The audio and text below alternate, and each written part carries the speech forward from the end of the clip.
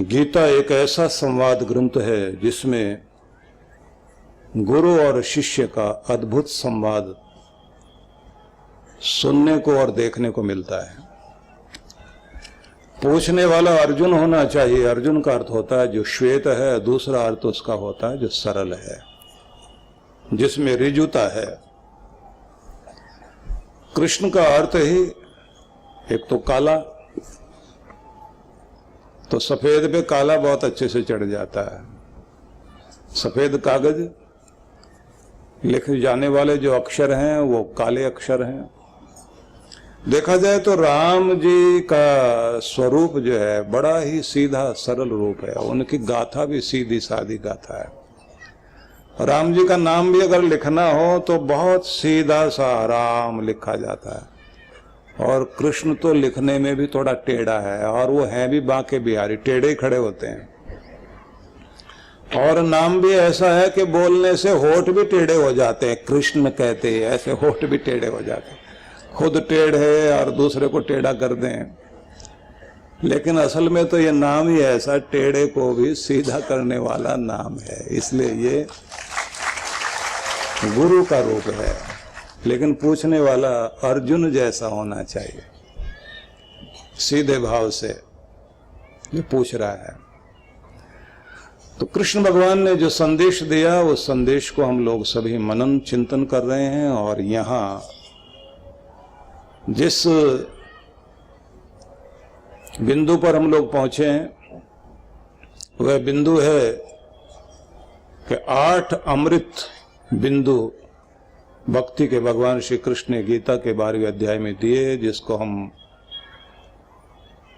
अमृताष्टकम के नाम से जानते हैं। भारत के कवियों ने अपनी भाव कथाएं लिखी और उन भाव कथाओं में बड़ा सुंदर भाव व्यक्त किए। उन्होंने कहने के लिए कहा कि राम जी आए थे, दिन के 12 बजे वो प्रकट हुए, उन्होंने अवतार लिया। क्योंकि वो सूर्यवंशी थे तो सूरज के पहरे में आए। सूर्य का जब तेजस्वी रूप प्रचंड था, मार्तंड जब आकाश में पूर्ण शिखर पर था, उस समय दिन के 12 बजे राम जी प्रकट हुए। उनका अवतार दिन में हुआ। तो कवि लोग अपने ढंग से लिखते हैं, कहते हैं कि उस समय सब देवी देवता देखकर बहुत प्रसन्न हुए। एक देवता ऐसे थे जिनके आंसू धरती पर गिर रहे थे। और राम जी पूछ रहे हैं कि भाई तुम रो क्यों रहे हो? तो रोने वाले थे चंद्रमा।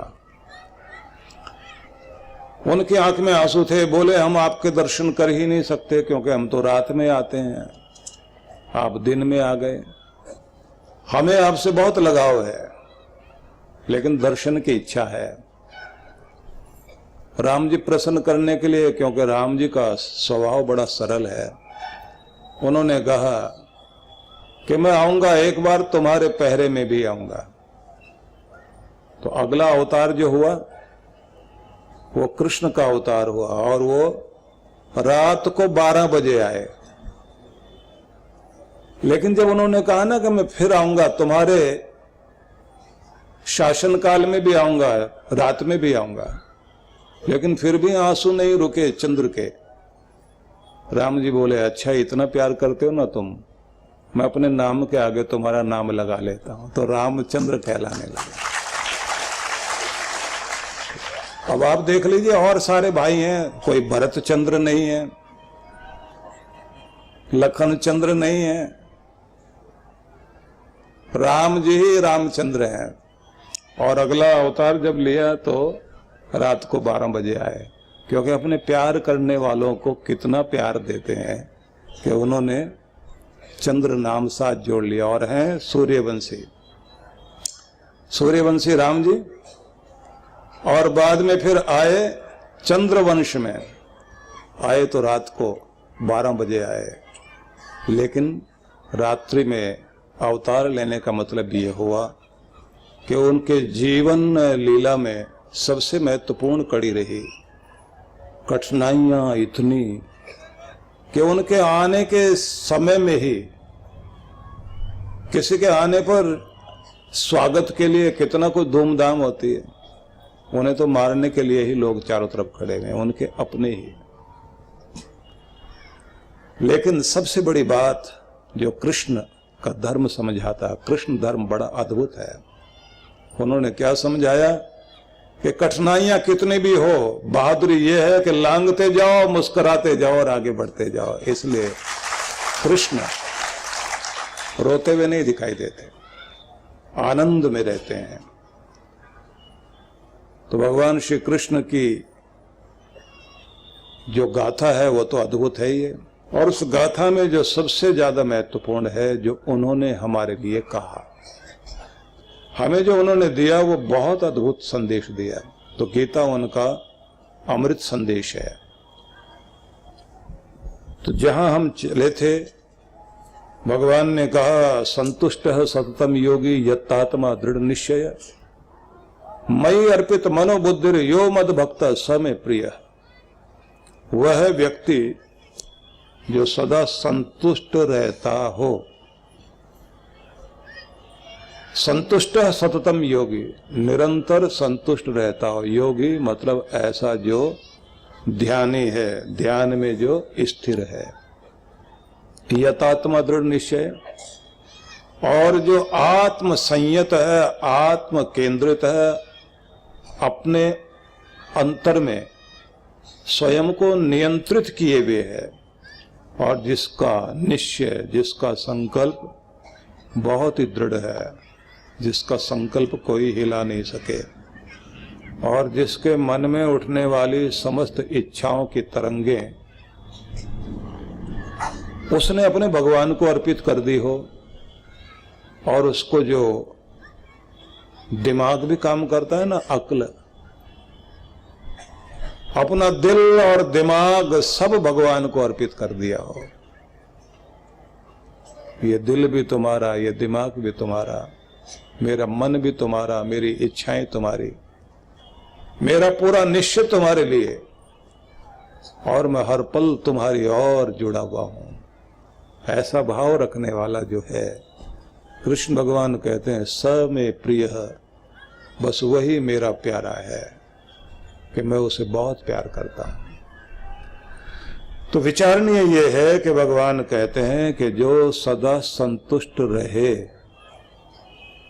निरंतर संतुष्ट रहे, भगवान के दिए प्रसाद को स्वीकार करके शांत भी हो, संतुष्ट भी हो, तृप्त भी हो, उसके दिए में खुश रहना जानता हो।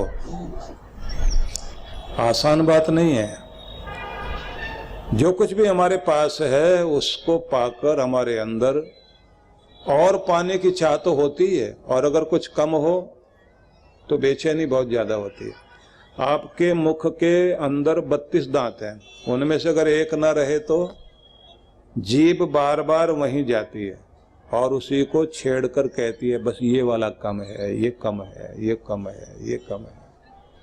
जीभ को कहें कि 31 और हैं, वहां जाओ ना, वो वहां जाएगी, जाके फिर वहीं आ जाएगी, ये कम है, ये कम है, ये कम है।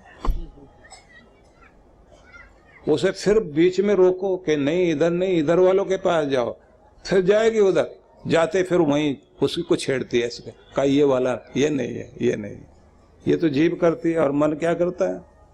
जो आपके पास है उसको तो गिनता ही नहीं। 100 में से एक कम हो जाए तो वो 99 को, 99 को गिनता ही नहीं। जो एक कम है 99 गिनने के बाद कहता है ये और दे दो, और जैसे 100 पूरे कर दिए जाए फिर कहते हैं अगर 101 हो जाए तो फिर कितना मजा आएगा। रुकने ही नहीं देता, कहीं दौड़ता रहेगा। सबसे ज्यादा तो हमारा ध्यान अपने अभाव में जाता है, और उसके बाद कहां जाता है? दूसरे के प्रभाव में जाता है। मेरे पास ये नहीं है, दूसरे के पास ये है, वो आगे क्यों? तो अपना अभाव सताएगा, दूसरे का प्रभाव सताएगा, और खुद का गंदा स्वभाव भी रुलाएगा। और ठीक रहो तो सबसे पहले स्वयं का स्वभाव ठीक करो। और जो जीवन में अभाव है उसके लिए ये तो किया जा सकता है कि हम आगे बढ़ें, अपने जीवन की कमियों को ठीक करें, लेकिन दुखी होना नहीं है। परमात्मा के दिए को पाकर आनंदित रहने में ही, संतुष्ट रहने में ही जीवन उत्कृष्ट बनता है। और अगर आप दुखी होते रहे, जो कुछ है हमारे पास उसका तो सुख मनाया नहीं, और के कारण हम दुखी होते रहे, तो ये ध्यान रख लेना, जीवन में कभी खुश हो ही नहीं पाएंगे। एक अच्छे फकीर हुए हैं, उन्होंने लिखा कि मैं अपने इबादत गाह में गया तो था ये शिकायत करने के लिए कि मेरे कपड़े भी अच्छे नहीं, क्योंकि बादशाह ने मुझे बुलाया है अपने दरबार में, और आज मैं अपने कपड़ों को देख रहा था तो अच्छे कपड़े नहीं मेरे पास, कपड़े फटे हुए हैं, मेरे पास गरीबी दी तूने।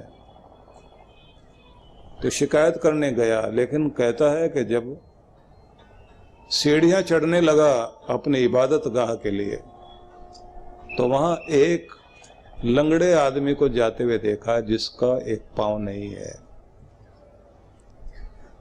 और जब वो चढ़कर गया कि मैं वहीं रुक गया कि मेरे पास तो कपड़ा ही फटा हुआ है, इसकी तो टांग भी नहीं।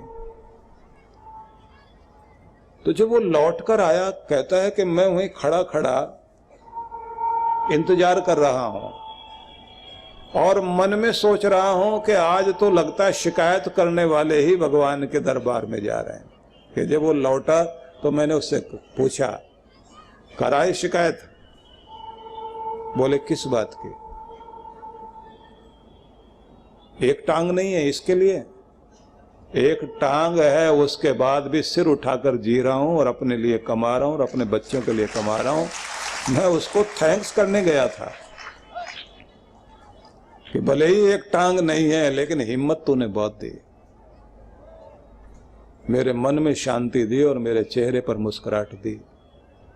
ये मेहर बनाए रखना कि मेरी हिम्मत ना टूटे।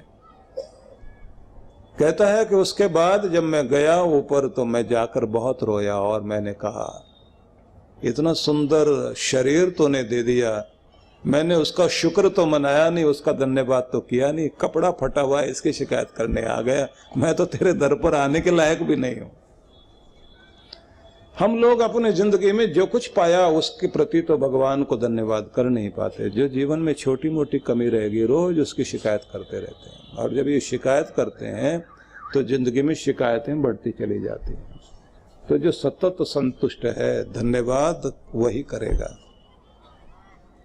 जो अंदर से संतोष मनाकर सब्र करके जिंदगी में, और कहता है लाखों लोगों से अच्छी हालत में हूं मैं, मेरे से लाखों लोग मेरे से भी पीछे हैं। ठीक है, मैं लाखों लोगों से पीछे हूं, लेकिन बहुतों से आगे भी तो हूं। जिनसे आगे हूं तो इसका मतलब अपने कर्म से नहीं, तेरी कृपा से आगे हूं। भगवान तेरा लाख लाख शुक्र। संतुष्ट रहना और धन्यवाद करना। भगवान ने जब ये कहा संतुष्ट रहना, और शब्द दिया योगी, ध्यान में स्थिर रहना, भगवान की वंदना करने वाला।